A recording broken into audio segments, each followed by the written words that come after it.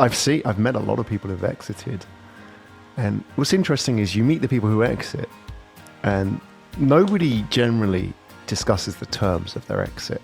So all you know is they're exited. They are exiting. They're in the process. They're in a lock-in. They're on the way out, or they successfully done and dusted. And that appears to be a success. And in most cases, it probably is. But in a lot of cases, we don't know. And when I get down into the detail, there are a lot of exits which are done really badly, and people didn't get the terms that they wanted. Describe how does that happen? You imagine if somebody's selling a business, or exiting, or being acquired, then they're going to have a good time at the other end of it, no? Yeah, you'd like to think. And I guess if that was all happening, then probably Exit Advisory Group wouldn't exist, because everybody would be doing it well.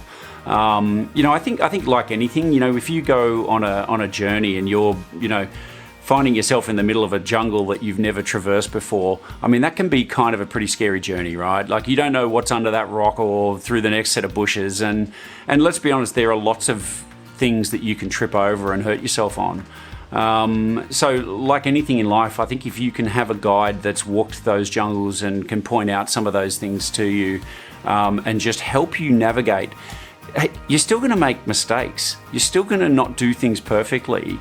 But if you can just avoid some of the regular potholes and problems that other people have already stepped in, then you're probably going to end up far better off than most people. What would definitely potholes be? Just an example. Yeah, very common. Well, look, pothole.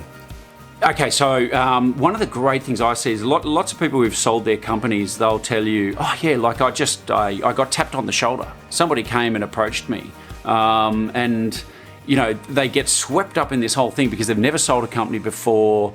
And let's be honest, somebody taps you on the shoulder and says, "We'd like to buy your company." I mean, talk about massive ego inflation, right? All of a sudden you're feeling like you're king of the world, like people want me. This is somebody who actually wants to buy me. Wow. And of course, they're lovely people, aren't they? They're friendly. Usually they've come from somebody and there's a lovely friendship relationship there. It's beautiful. And you go, really feel connected with these people.